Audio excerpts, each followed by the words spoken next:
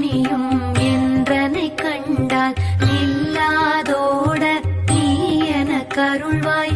ஈரேழுலகமும் என குறவாக ஆணும் பெண்ணும் அனைவரும் எனக்கா மண்ணாளரசரும் மகிழ்ந்துறவா